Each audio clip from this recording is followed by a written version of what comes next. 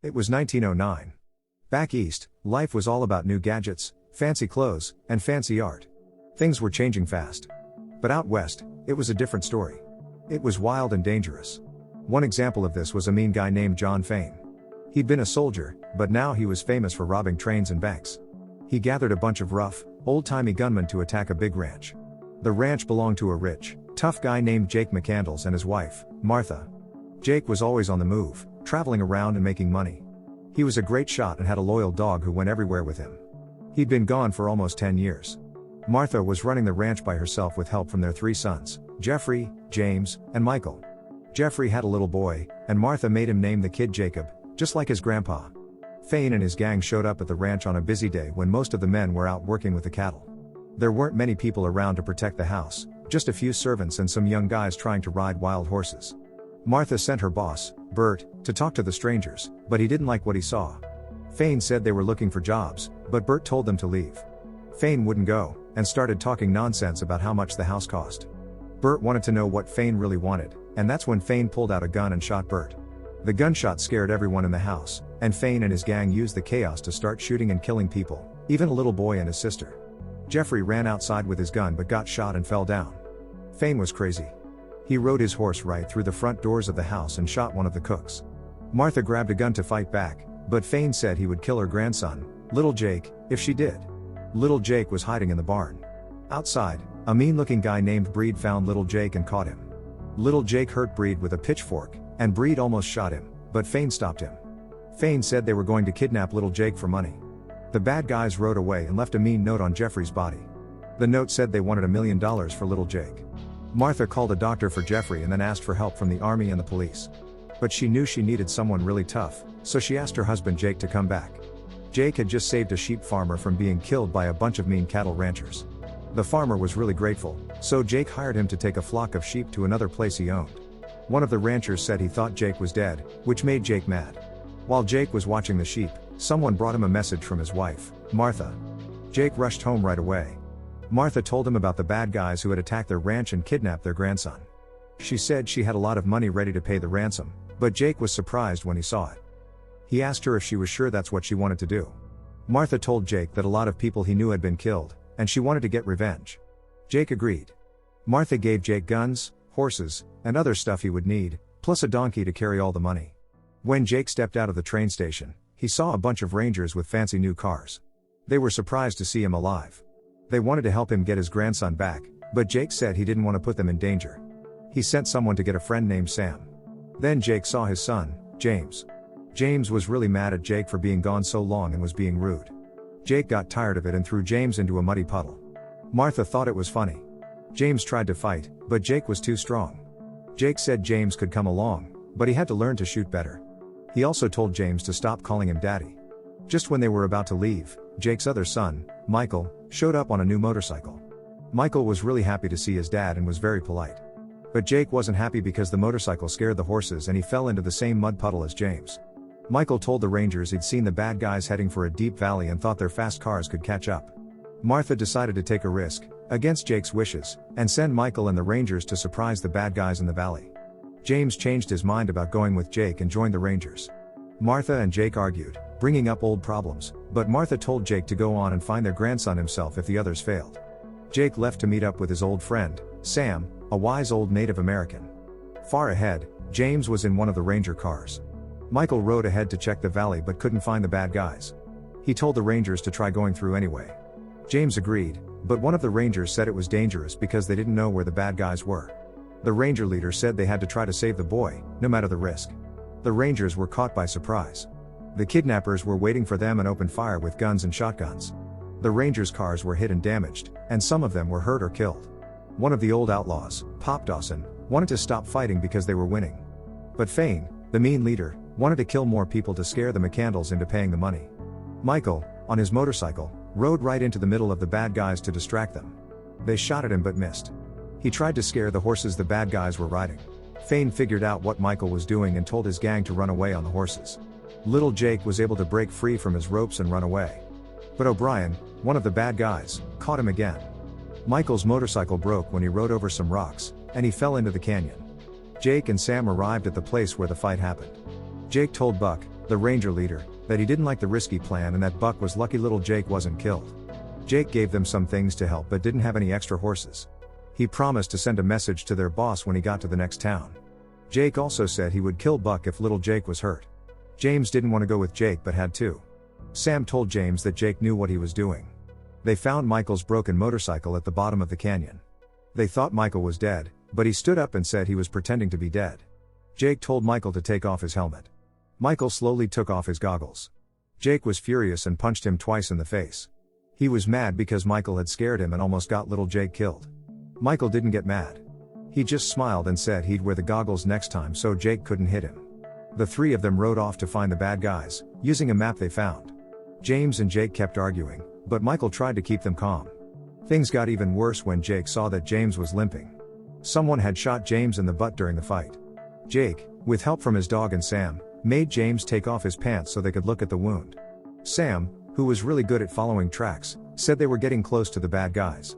He also gave James and Michael new saddles that he said he found, but really he probably stole them. Jake thought someone might be following them, so he sent Sam to check. Sam came back and said there were people on horses a few hours behind them. Jake told Sam to rest his horse and gave James the job of taking care of the horses, dog, and the mule with the money. Jake saw that Michael had a new kind of gun that looked different. He asked Michael about it, and Michael said it was a special gun that their family got because they owned part of the company. Jake asked if Michael was good at shooting, and Michael said he was. Jake was surprised when he asked Michael to shoot the gun. Michael tried to shoot it, but he was terrible. The gun kicked back really hard, and Michael couldn't control it. They had to find the mule that ran away, and when it was safe, Jake talked to Michael about it. Michael said he was good at shooting a different kind of gun with a scope from far away. He showed how good he was by shooting a deer. James wanted to try the automatic gun and started practicing with it. That night, James started arguing with Jake again. Jake said James was making up stories, and Michael agreed. James went outside to be alone. Sam told Jake that someone was coming to their camp, even though the people following them were still far away. Sam wanted to kill the person, but Michael didn't want to kill anyone unless it was really necessary. Jake didn't want to let the stranger into camp, but he did. It was Fane, the leader of the bad guys who kidnapped little Jake. Fane pretended to be a good guy and gave Jake a shirt that belonged to little Jake to show he was telling the truth. Fane said his gang was waiting for them in the next town and wanted to see the money. Jake said Fane could have the money after they got the boy back. Fane wanted to know who Jake was and why he cared about the boy, but Jake wouldn't tell him much.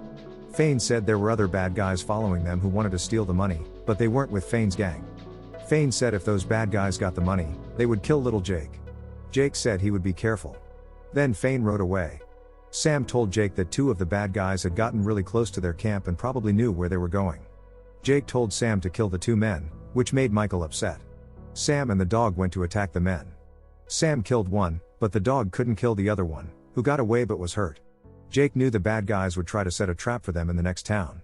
When they got to the town, there was a big party because a lot of people who were looking for oil were there. It would be hard to find the bad guys in the crowd. Jake had an idea. They rode into town with their guns and the money box, so everyone could see them. Jake told James that this would make the bad guys think they couldn't steal the money right away. They got a room at a hotel, and the people there were surprised to see Jake because they thought he was dead. Jake got mad and said he would shoot the next person who said that. Michael wanted to stay in the hotel room and wait for the bad guys, but Jake wanted to find them first. Michael didn't want Jake to go out and find the bad guys, but Sam told him to be quiet and let Jake make the plan. Sam said Michael's good ideas had already caused problems. Jake told James and Michael what they were going to do, and then they waited until it was dark. James went to the bar to have fun, and Sam went to check on the horses. Jake took some things and his gun and went for a walk. Michael was alone with the dog and the money. The bad guys started coming closer. Jake went into the bar and started a fight with a big man. Everyone watched the fight, so Sam could sneak into the hotel room with Michael.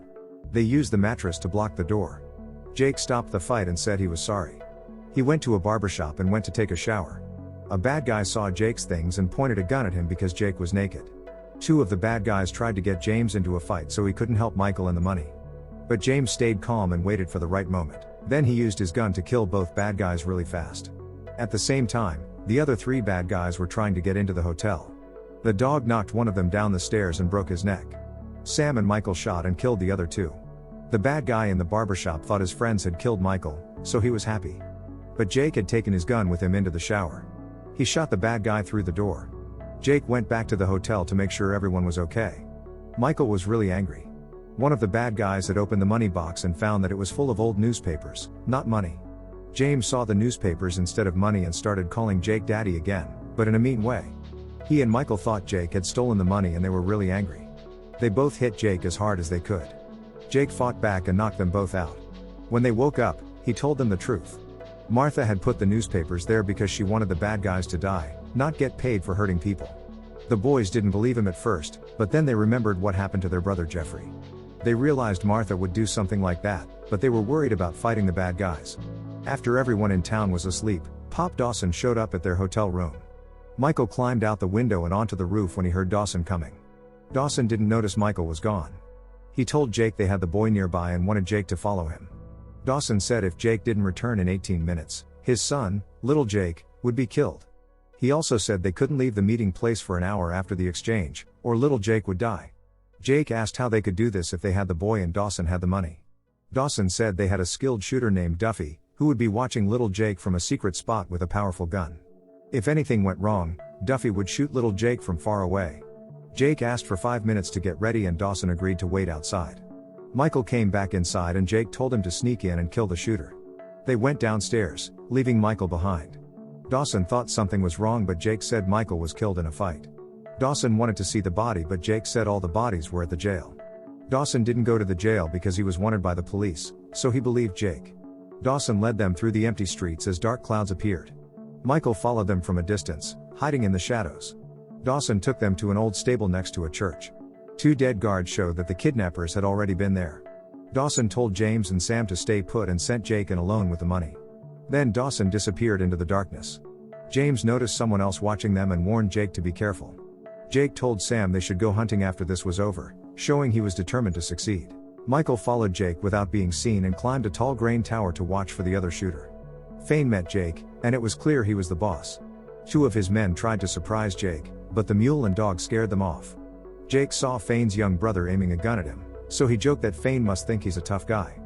Fane laughed and told his brother to stop. Jake said he wouldn't give the money until he saw the boy. Fane's brother and another mean-looking guy brought out a horse with the tied-up and covered boy.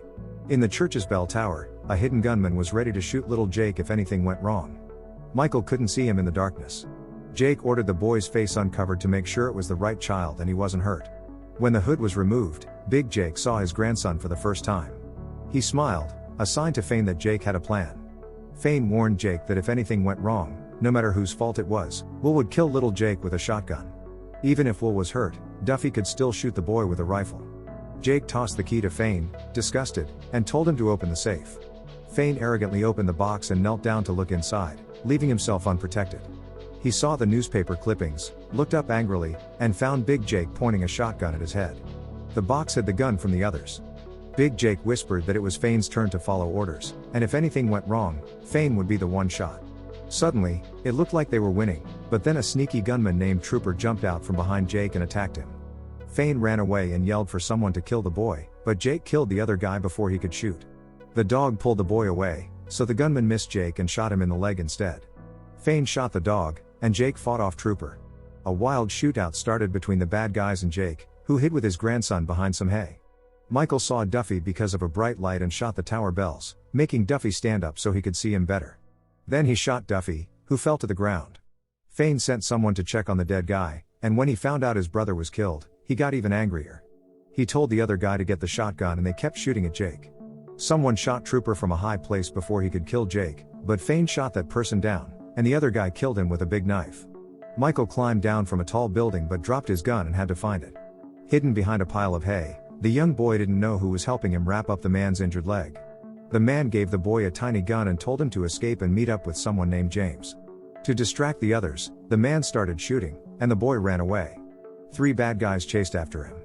The first bad guy died, the boy missed the second one, and the third one hurt the boy's friend.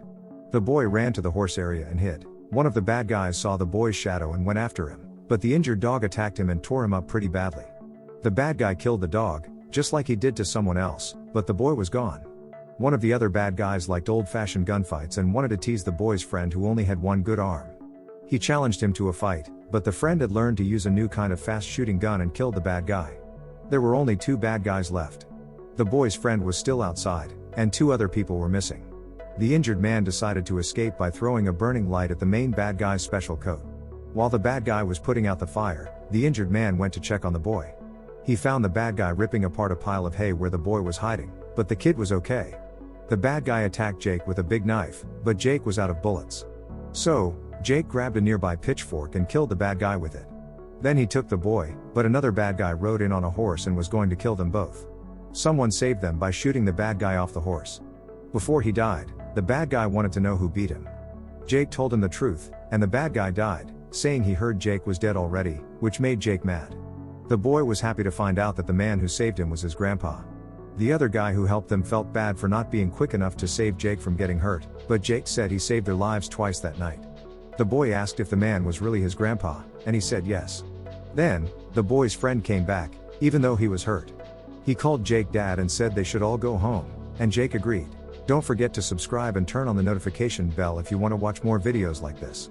Thanks and see you again soon. Take care.